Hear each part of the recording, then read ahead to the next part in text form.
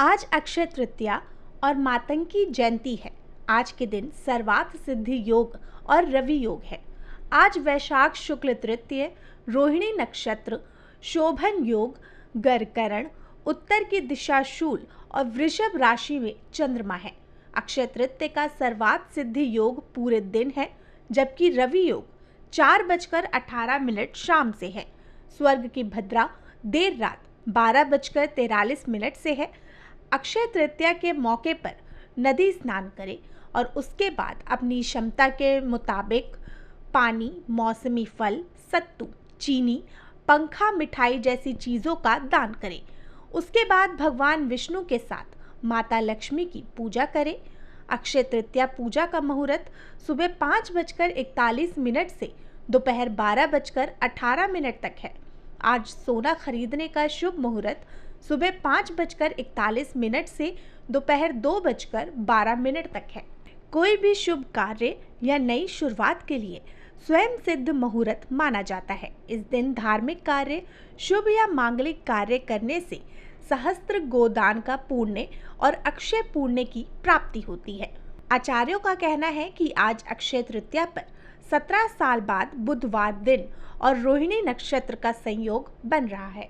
इसके अलावा आज परिजात, गजकेसरी, केदार, हर्ष, काहल, उभयचरी के साथ 10 महायोग भी बन रहे हैं।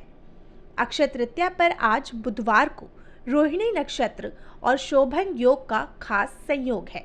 इस दिन खरीदी गई चीज़ों का क्षय नहीं होता है। परंपरा के मुताबिक अक्षय तृतीया पर सोने, चांदी, वाहन और भूमि खरीदने का शुभ योग है।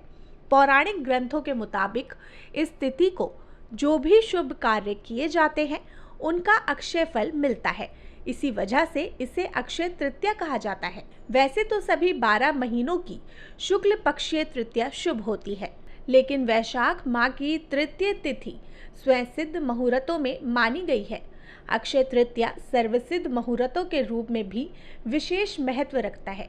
इस दिन बिना किसी पांचांग देखे कोई भी शुभ और मांगलिक कार्य जैसे गृह प्रवेश, वस्त्र आभूषणों, घर, भूखंडों, वाहन की खरीदारी कर सकते हैं। इस बार वाहन और भूमि खरीदने का शुभ मुहूर्त सुबह 9:45 से शाम 5:57 तक है। इस तिथि को नवीन वस्त्र, आभूषण धारण करने और नई संस्था की स्थापना या उद्घाटन का कार्य श्रेष्ठ माना जाता है। इस दिन गंगा स्नान करने और भगवत पूजन से समस्त पाप नष्ट हो जाते हैं। जप, तप, हवन, स्वाध्याय और दान भी अक्षय हो जाता है। इस दिन पितरों को किया गया तर्पण, पिंडदान या किसी और प्रकार का दान अक्षय फल प्रदान करता है।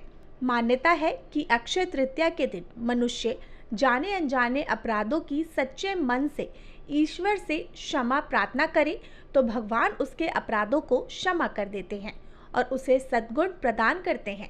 इसलिए इस दिन अपने दुर्गुणों को भगवान के चरणों में सदा के लिए अर्पित कर उसे सद्गुणों का वरदान मांगना चाहिए। चारों युगों जैसे सत्य युग, त्रेता युग, द्वापर युग और कलयुग में से त्रेता युग का आरंभ इसी दिन हुआ था, इसलिए इसे युगदी तिथि भी कहते हैं।